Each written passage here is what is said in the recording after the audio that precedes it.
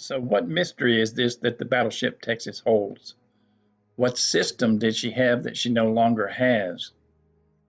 When she was designed and built, she was built with this system, but it proved to be a failure as a system on this particular weapons platform. During her refit in 1925-1926, this system, which was a weapons system, was removed. What was this system? Many of you may know already. Many of you may not. Surprisingly, the New York class battleships and many battleships before them were built with torpedo tubes. Not torpedo tubes launched from the deck like many ships these days, but these were like a submarine. They were under the water level. 2 on the port side, 2 on the starboard side. Now you might think that's strange until you consider this. Submarines had them. PT boats had them.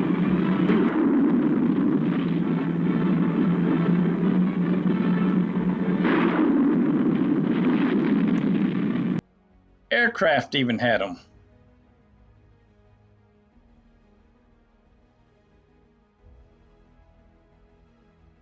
I never knew they were dropped from that high.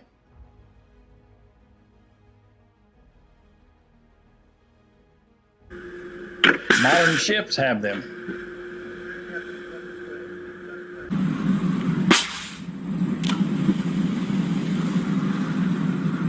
Even little toy ships have them. And who else? Where's that damn torpedo? That's right. Jim. Captain Kirk even had them. Fire. So why not a battleship? As it turns out, there are several reasons why not. We'll cover those later. But for right now, let's take a look at the Battleship Texas and her torpedoes. And there you have it, 2 torpedo tubes. This photo's got a lot going on. Stars and stripes on the right-hand side there. The man on the mule platform or mule ramp appears to be talking to a crowd of folks. Should be interesting to know what they're talking about. We're still looking at the same 2 torpedo tubes getting introduced to water for the first time. I have a feeling this photo was taken the same day as the previous. I put this photo here because it looks like it's a series of 3 photos. Tugboats coming along to push the Texas on to her next destination for further construction. I love this photo here. Let's take a closer look. The daredevil of the bunch. Everybody working. They're loading torpedoes. Those sailors are hard at work loading torpedoes. Look at these guys where they're wearing their caps. I love it. Now I do have a question. Does anybody know what that E is on the front of the torpedo? You can see that the sailors have made it to the main deck of the Texas. You can see the life preserver in the upper right-hand corner. Let's take a closer look at that sign. There we go.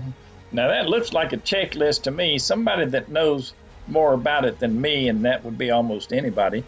Let me know what you think that is. I'm an Army man, don't know the first thing about being a sailor.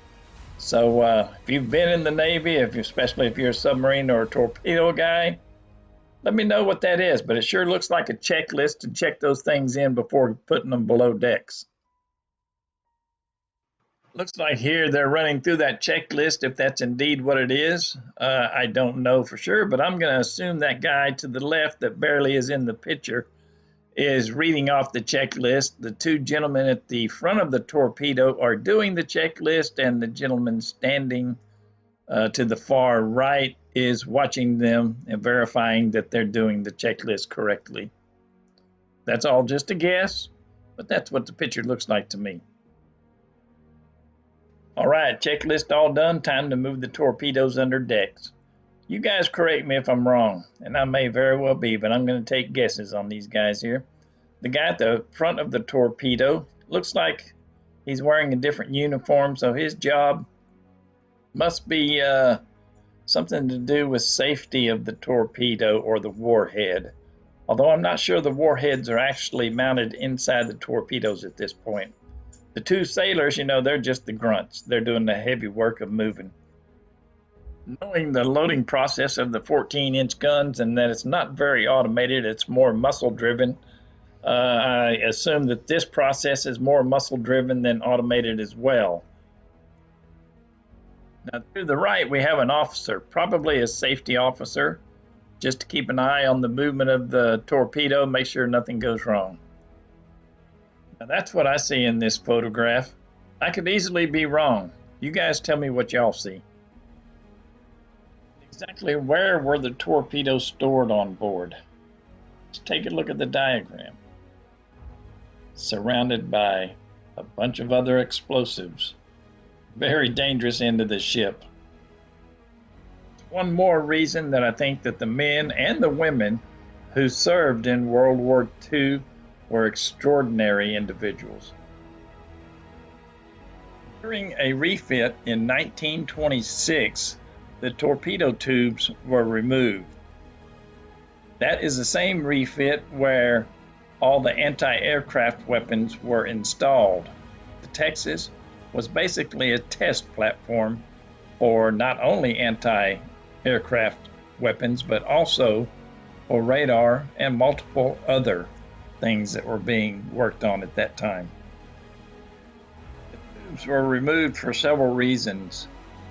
One, a battleship going at top speed trying to fire a torpedo from an underwater tube would not fire correctly. And if it came out of the tube, it would rapidly go off target. And as most of you know, these are not homing torpedoes back in these days. They just fired on a straight line and off they went. Another reason, and actually the biggest reason, is the slow speed of a torpedo compared to deck guns. Deck guns could reach a target long before a torpedo could reach it. By the time the Texas would have been in range of a target to fire a torpedo, it could have already been firing its main guns and smaller guns for quite some time. So the torpedoes basically became dead weight on the battleship. They could not account for themselves because they were not really useful in a battle. So they were removed and opened up the space for stores of ammunition for other weapons. So there you have it, the basics of battleship torpedoes and why battleships no longer have them. I appreciate you sticking around this long in this video, and if you have other information, especially a picture of inside the Battleship Texas torpedo room when it was in operation, I would love to see that. Thanks everybody for coming along. Been a Jeep, a drone, and an old man. We'll be seeing you next time.